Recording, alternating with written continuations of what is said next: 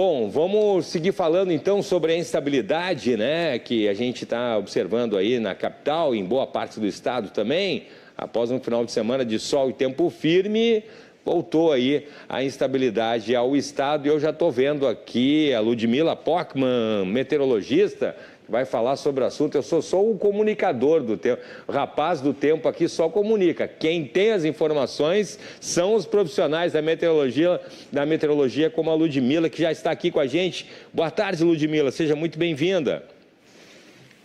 Boa tarde a todos, boa tarde, Cláudio.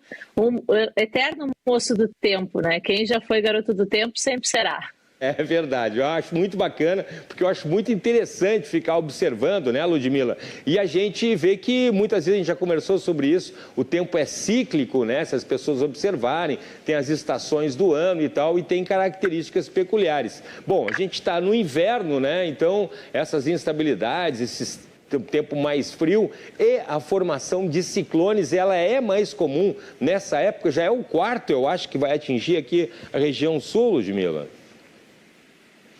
Sim, correto. Ciclones extratropicais são comuns na estação de inverno no Rio Grande do Sul, porque nós estamos na latitude de 30 graus, que é conhecida como a latitude ciclogenética. O Rio Grande do Sul é o estado de entrada das massas de ar frio, então, encontrando as massas de ar quente que vêm do centro-oeste do Brasil em direção ao nosso estado, formam-se os famosos ciclones extratropicais. A gente está vendo aí nas imagens, né, da Defesa Civil que acompanha ali, tem os alertas, as partes mais avermelhadas ali, né? E você tinha comentado já antes, lá ainda, no outono, Ludmila, que a gente não teria um inverno tão rigoroso assim, mas que seria mais chuvoso, né? E está se confirmando a previsão, né? Por que está acontecendo isso? A gente está vendo que não veio ainda aquele frio. A gente teve aí uns dias com mais frio, mas não está aquele frio intenso como o ano passado, por exemplo, né, Ludmila?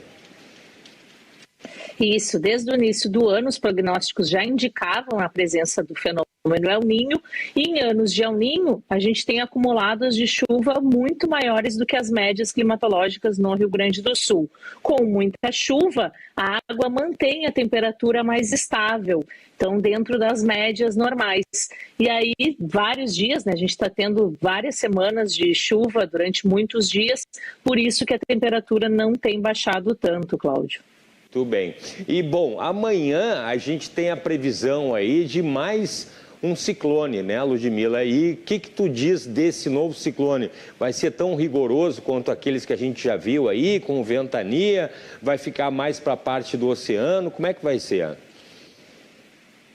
Não, esse próximo ciclone, que deve se formar na madrugada dessa quarta-feira, ele vai atingir só a parte sul do estado, né? Cidades como Dom Pedrito, Bagé, Ulha Negra e ali Jaguarão e Pelotas, né? Ele é um ciclone considerado, digamos assim, normal. Ele vai ter um rápido deslocamento em direção ao Oceano Atlântico, por isso ele vai deixar só acumulados de chuva em média de 30 milímetros durante o dia, né, somados, toda a chuva distribuída ao longo do dia, e rajadas de vento de 40, no máximo 50 quilômetros por hora nessas regiões. Na quinta-feira à noite, aí sim, o mar fica mais agitado, porque com o deslocamento desse ciclone para o Oceano Atlântico, vai se formar uma esteira de vento que vai empurrar ondas mais altas em direção a toda a costa gaúcha. Mas não é o risco de ressaca, sim, né, risco à navegação. Mar muito agitado, ondas muito altas para quem estiver dentro da água. Bem, já vale o alerta aí, né? Eu estava vendo também aqui, Ludmila, que eu acho que vai pegar um pouquinho também o litoral ali de Santa Catarina. Ali estava olhando a previsão de Florianópolis, exatamente como você está falando, tem previsão de vento aí para quinta e sexta-feira, né? Então, tem gente que ainda está curtindo aí no litoral de Santa Catarina esse restinho das férias escolares, né? Então, vamos ficar de olho aí para essa questão aí do mar mais agitado. E Ludmila, deixa eu abusar um pouquinho, e aí depois, quando é que a gente vai ter a previsão, quem sabe, de um tempo mais aberto, já no final de semana, talvez? No fim da quarta-feira, essa chuva toda já vai embora, né? Carregada pela frente fria que vai ir para o norte do Brasil. Na quinta-feira, o sol já brilha forte e as temperaturas daí baixam um pouco. As mínimas para sexta-feira vão ficar na casa dos 6, 8 graus e as máximas não vão passar dos 14 durante o final de semana. Mas já vai ser tempo firme de muito sol. Maravilha! A gente sempre diz, né? Eu aprendi que tempo firme, viu como a Ludmila está falando? A gente diz tempo bom, na verdade o estado às vezes precisa de chuva, a gente teve a estiagem, né? Então a gente cuidar, né? O tempo bom para quem está na praia, mas de repente lá o agricultor está precisando de uma instabilidade, de uma chuva, então trocar aí, né? Pelo tempo firme, pelo tempo aberto, pelo tempo ensolarado, essa coisa de tempo bom quando faz sol e tempo ruim quando chove, né? Na verdade depende da região do estado, né? É bom para uma, não é muito bom para o outro. Então, a gente fala que o tempo amanheceu fechado, com cara carrancuda, né? Mas, tempo ruim, aí o sujeito lá estava com uma estiagem lá horrível, esperando uma chuvinha, comemorou que o dia acordou com chuva e com instabilidade. Eu aprendi isso com os meteorologistas.